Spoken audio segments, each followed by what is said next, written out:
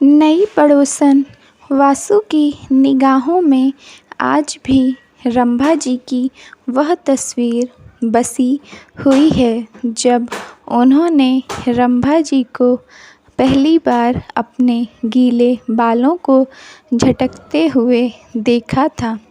बालों से गिरकर पानी की कुछ बूंदें यूँ लग रही थीं मानो खिले हुए गुलाब पर ओस की बूंदें चमक रही हों और रंभा के सुर्ख गुलाबी होंठ गुलाब की पंखुड़ियों की तरह, जिन्हें देखकर वासु जी का नन्हा दिल मचल उठा। और फिर जब रंभा जी ने उन्हें देखकर मुस्कुराते हुए अपनी नज़रों से एक ऐसा तीर चलाया कि उस दिन से लेकर आज तक वासु जी घायल ही हैं और रंभा जी से अपने दिल का इलाज और दवाई की उम्मीद लगाए बैठे हैं। आज रंभा जी तो ना जाने क्यों गैलरी में अपने मधुर स्वर के संग वासु जी को सुप्रभात करने नहीं आईं, लेकिन किचन से वासु जी की धर्मपत्नी मोहिनी की कर्कश आवाज़ ज़रूर आई। सुनते हो, आज गैलरी में ही बैठने रहने का इरादा है क्या? अगर स्वच्छ हवा का सेवन हो गया हो तो आकर नाश्ता भी कर लो। श्रीमती की आवाज़ सुनते ही वासु जी हड़बड़ा गए और बोले, बस आ ही रहा हूँ, तुम नाश्ता लगाओ। मन महसूस कर वासु जी अंदर आ गए और बोले, आज हवा में ताजगी नहीं थी, मज़ा नहीं आया। यह सुनकर मोहिनी बोली, अरे शहर में प्रदूषण इतना बढ़ गया है कि हवा में ताजगी कहाँ से रहेगी। बेचारी मोहिनी जी को कहाँ पता था कि उनके श्रीमान किस हवा के ठंडे झोंके संग मिलने वाली ताजगी की बात कर रहे हैं। वासु जी नाश्ता तो कर रहे थे, लेकिन उनका दिल गैलरी में ही अटका हुआ था और आज रंभा जी को देख ना पाने की कसक दिल में चुभ रही थी। तभी मोहिनी बोली, आज बंटी के स्कूल में पेरेंट्स टीचर्स मीटिंग है, आप समय निकाल कर मेरे साथ चलिएगा।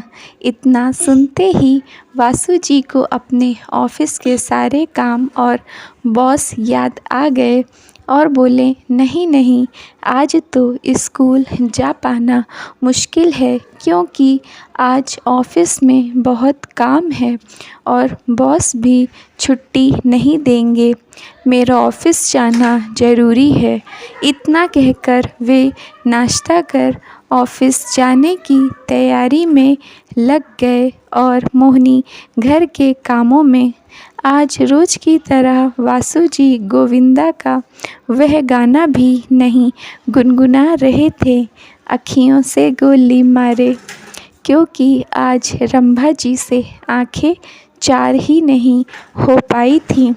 घर से ऑफिस के लिए निकलते वक्त भी उनका ध्यान गैलरी में खड़ी हाथ हिला रही अपनी पत्नी मोहिनी की ओर नहीं, बल्कि रंभा जी की गैलरी पर इस आशा से था कि शायद उनकी एक झलक दिख जाए, लेकिन निराशा ही हाथ लगी। अपार्टमेंट से निकलते ही मोड़ पर खड़ी रंभा जी को देखते ही वासु जी के चेहरे में चमक आ गई।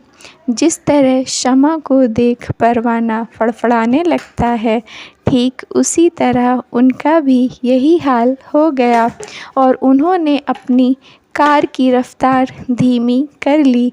फिर रंभा जी के करीब पहुंचकर उन्होंने कार रोक दी। गहरे गले का ब्लाउज, उस पर स्लीवलेस गुलाबी रंग की खूबसूरत साड़ी और खुले बालों में रंभा जी पूरी मनमोहिनी लग रही थी। अपने सामने वासु जी को यूँ आकर कार रोकते देख वे बड़ी अदा से कार के विंडो के पास आकर झुकीं। उनके झुकते ही साड़ी का पल्लू नीचे गिर गया और उनके दोनों वक्षों के बीच की गहराई दिखाई देने लगी, जिसे देख वासु जी की नज़रें वहाँ जाकर थम गईं और वे उसमें डूबने को आतुर दिखे, जिसे रंभा जी भाप गईं और अपना पल्लू ठीक करती हुई बोलीं, वासु जी, क्या आप मेरी मदद कर सकते हैं? मुझे मेन मार्केट तक ड्रॉप कर दीजिए, मुझे कुछ सामान खरीदना है। ललचाई आँखों से रंभा जी को देखते हुए वासु जी बोले, अरे क्यों नहीं, आइए बैठिए, मैं उसी तरफ जा रहा हूँ। कहते हुए उन्होंने कार की अगली सीट का दरवाज़ा खोल दिया। रंभा जी अपने बालों पर हाथ फेरती हुई वासु जी के बगल वाले सीट पर सामने आ बैठी। रंभा जी के बगल में बैठते ही वासु जी का पूरा बदन सिहर उठा और कई रंगीन कल्पनाओं में गोते लगाते हुए उनके मन में लड्डू फूटने लगे। वासु जी ने रोमांटिक गाने लगा दिए। वासु जी, कार रोकिए। रंभा जी के ऐसा कहने पर उन्हें एहसास हुआ कि मार्केट तो आ गया।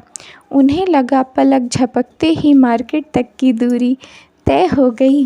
कार से उतरते हुए रंभा जी बोली, थैंक यू वासु जी, यहाँ से मैं शॉप तक पैदल ही चली जाऊँगी। उनके इतना कहते ही वासु जी का चेहरा बासी फूल की तरह मुरझा गया। यह देख रंभा थोड़ी मुस्कुराती हुई बोली, यदि आप फ्री हो तो आप भी साथ चलिए, मेरी शॉपिंग में हेल्प हो जाएगी। मुझे कुछ इवनिंग और नाइट गाउन खरीदने हैं, आज आपकी पसंद से खरीद लूँगी। रंभा जी के बस इतना कहने मात्र से ही वासु जी ऐसे खिल उठे जैसे पानी की छींटें पड़ते ही मुरझाए हुए फूलों में ताजगी आ जाती है। कार पार्क कर रंभा जी को आगे चलने को कह फटाफट अपने बॉस को ज़रूरी काम की वजह से ऑफिस नहीं आ पाने के लिए मैसेज कर दिया और फिर रंभा जी के साथ हो लिए। दुकान पहुंचकर रंभा जी के लिए एक से बढ़कर एक इवनिंग और नाइट गाउन वासु जी कुछ इस तरह से पसंद कर रहे थे मानो ये सारे गाउन रंभा जी उनके लिए ही पहनने वाली हों, और उसी तरह रंभा जी भी वासु जी से गाउन ऐसे पसंद करवा रही थीं जैसे वे गाउन उन्हीं के लिए पहनने वाली हैं। दोनों को इस प्रकार गाउन सिलेक्ट करता देख काउंटर पर गाउन दिखा रहा लड़का आँखों में थोड़ी शरारत भरते हुए बोला, भैया जी, यह गाउन देखिए, फ्रंट ओपन, इस गाउन में भाभी जी कमाल की लगेंगी। इतना सुनते ही उनका चेहरा ऐसे लाल हो गया जैसे उस सेल्स बॉय ने बेडरूम के कुछ सीक्रेट्स कह दिए हों। गाउन पसंद करने के बाद जब दोनों कैश काउंटर पर पहुँचे तो 6 गाउन का बिल 12,000 रुपये बना। बिल पेमेंट के लिए अपना पर्स खोलते ही रंभा जी अपसेट होती हुई काउंटर पर बैठे दुकानदार से बोली, ओह, मैं तो अपना क्रेडिट कार्ड लाना ही भूल गई हूँ। भैया, ये सारे गाउन रहने दीजिए, मैं फिर कभी आकर ले जाऊँगी। रंभा जी को अपसेट और गाउन ना खरीदते देख वासु जी बोले, अरे यह क्या कह रही हैं? कोई बात नहीं, यदि आप अपना क्रेडिट कार्ड लाना भूल गई हैं तो मैं अपने क्रेडिट कार्ड से पेमेंट कर देता हूँ। पहले तो रंभा जी मानी नहीं, लेकिन जब वासु जी ने कहा, मेरी तरफ से छोटा सा गिफ्ट समझकर रख लीजिए, नहीं तो मेरा दिल टूट जाएगा। ऐसा सुनते ही रंभा जी फ़ौरन मान गई और मुस्कुराते हुए बोली, मैं आपका दिल कैसे तोड़ सकती हूँ? और इस तरह से 12,000 रुपये के बिल की कैंची रंभा जी ने बड़ी ही आसानी से चालाकी से वासु जी के जेब पर चला दी। ऐसा पहली बार नहीं हुआ था। इससे पहले भी कई बार रंभा जी किसी न किसी बहाने से वासु जी के जेब की सफाई कर चुकी थीं और वासु जी ने बड़ी खुशी से उन्हें ऐसा करने दिया था। खरीदारी के बाद रंभा जी अदाएँ दिखाती हुई बोली, थैंक यू वासु जी, मैंने आपके रूम में एक बहुत अच्छा दोस्त पा लिया है। रंभा से अपने लिए अच्छा दोस्त सुनकर वासु जी फूल कर कुप्पा हो गए और यह सोचकर मंद मंद मुस्कुराने लगे कि प्यार की पहली सीढ़ी दोस्ती ही तो होती है। तभी रंभा जी दोबारा बोलीं, वासु जी, क्या आप मेरी एक और मदद कर सकते हैं? क्या आप मुझे मेरे बेटे चिंटू के स्कूल तक ड्रॉप कर देंगे? आज उसके स्कूल में पेरेंट्स टीचर्स मीटिंग है। रंभा जी के संग और कुछ समय गुजारने का यह मौका भला वासु जी अपने हाथों से कैसे जाने देते। बिना सोचे समझे फ़ौरन उन्होंने हामी भर दी और दोनों चिंटू के स्कूल की तरफ चल पड़े। स्कूल के पार्किंग में पहुंचते ही वासु जी का माथा ठनका। यह तो उनके बेटे बंटी का स्कूल है और आज तो उनकी पत्नी मोहिनी भी स्कूल आने वाली है। तभी उन्हें स्कूल के अंदर से मोहिनी आती हुई दिखाई दी। पत्नी को देखते ही वासु जी के पसीने छूट गए। रंभा जी के कार से उतरते ही वासु जी रंभा जी को बाय कहे बगैर ही गाड़ी रिवर्स गियर में डाल वहाँ से 9-2-11 हो गए। इस प्रकार एकाएक इतनी तेज़ी से किसी कार को जाता देख एक पल के लिए मोहिनी को लगा कि शायद यह कार उसके पति की थी, पर अगले ही क्षण यह सोचकर कि अभी तो उसके पति ऑफिस में होंगे, वह टैक्सी स्टैंड की तरफ मुड़ गई। मोहिनी घर पहुंची तो उसने देखा वासु जी घर पर हैं।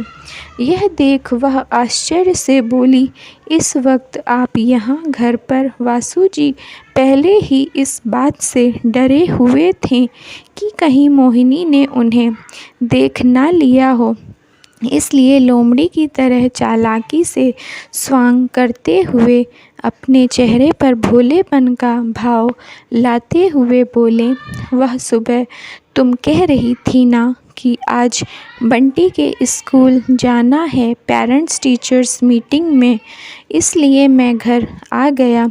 भोली भाली मोहिनी वासु जी की बातों को सच मान गई और बोली, अरे आप आने वाले थे तो फ़ोन कर देते, मैं तो अभी स्कूल से ही आ रही हूँ।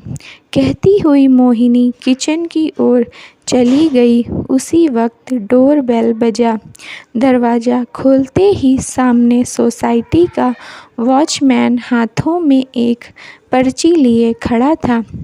वासु जी को देखते ही पर्ची उनकी हाथों में पकड़ा वहाँ से चला गया। उस पर्ची में आने वाले रविवार को सोसाइटी में होने वाले गेट टुगेदर और सांस्कृतिक कार्यक्रम की सूचना थी, जिसे पढ़ते ही वासु जी के पूरे शरीर में गुदगुदी होने लगी। वह सोचने लगे कि इस रविवार तो खुले आसमान के नीचे पूरी सोसाइटी खूबसूरत फूलों से गुलजार रहेगी और उन्हें अपनी आँखें सेकने का भरपूर मौका मिलेगा। वे रविवार को होने वाले गेट टुगेदर के हसीन सपने और उसकी तैयारियों में खो गए। वह रविवार भी आ गया जिस दिन का वासु जी के साथ ही साथ कॉलोनी के और भी कई तथाकथित सभ्य एवं शरीफ पुरुषों को इस सुनहरे दिन की प्रतीक्षा थी, जो समाज के समक्ष यह मुखौटा पहने हुए थे कि वे ऐसे सज्जन पुरुष हैं जो सभी स्त्रियों को सम्मान की नज़रों से देखते हैं और कभी भी उन पर बुरी नज़र नहीं डालते हैं।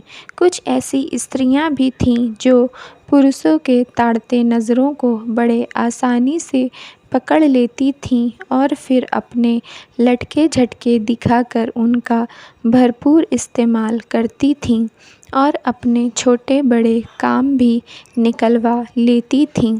सुबह से ही सोसाइटी ग्राउंड में चहल पहल थी। सोसाइटी की ज़्यादातर महिलाएं शाम को होने वाले फंक्शन पर क्या पहनना है और कैसे मेकअप करना है इसी की तैयारियों में लगी हुई थीं ताकि वे सबसे खूबसूरत लग सकें और अपनी खूबसूरती का जलवा कार्यक्रम में बिखेर सकें। वासु जी निर्धारित समय पर बिल्कुल अप टू डेट होकर ग्राउंड पहुंच गए, जहां पहले से ही और भी कई लोग उपस्थित थे। धीरे धीरे कर सोसाइटी के सभी लोग आ गए थे, लेकिन वासु जी को जिसका बेसब्री से इंतज़ार था वही रंभा जी अब तक नहीं आई थीं। तभी रंभा जी सज धज कर वहाँ आ पहुँचीं। उन्हें देखते ही वासु जी के साथ और भी कई लोगों के दिल ज़ोरों से धड़कने लगे, आंखें बड़ी हो गईं और मुंह खुले के खुले रह गए। यूँ लग रहा था जैसे आज रंभा जी यह प्रण करके आई हैं, सज धज के मैं जरा बन ठन के बाण चलाऊंगी नैन के। वासु जी बार बार अपनी पत्नी मोहिनी और बाकी लोगों से नज़रें बचाकर रंभा जी के करीब कोई ना कोई बहाना बनाकर आ जाते और रंभा जी की तस्वीरें लेने लगते। रंभा जी भी अलग अलग पोज में तस्वीर खिंचवाती। कुछ देर बाद रंभा जी से वासु जी कुछ इस तरह व्यवहार एवं निकट होने का प्रयत्न करने लगे जैसे रंभा जी उनकी संपत्ति हों जिसे उन्होंने खरीद लिया हो। तभी स्टेज पर रंभा जी का नाम पुकारा गया। रंभा जी आज अपना एक सोलो डांस परफॉर्मेंस देने वाली थीं। जैसे ही उन्होंने अपना परफॉर्मेंस देना शुरू किया तो वहाँ उपस्थित महिलाएं मुंह बनाने लगीं और पुरुषों में खलबली मच गई। सभी पुरुष भारी उत्साह से रंभा जी की डांस का मज़ा लेने लगे। रंभा जी के नृत्य के दौरान उनके एक एक नृत्य मुद्रा पर देर तक तालियां बजती रहीं। डांस के बाद जब वे अपने सीट पर आईं तो काफ़ी देर से उनकी अदाओं को देख मचल रहे वासु जी का दिल बागी हो गया और वे रंभा जी के पास चले गए और फिर अपनी मर्यादा से बाहर होने लगे। यह देख उनके पति वहाँ आ गए, क्योंकि इसके पहले भी उन्होंने कई बार मिस्टर वासु को अपनी पत्नी के साथ इस प्रकार बेतकल्लुफ़ होते हुए देखा था।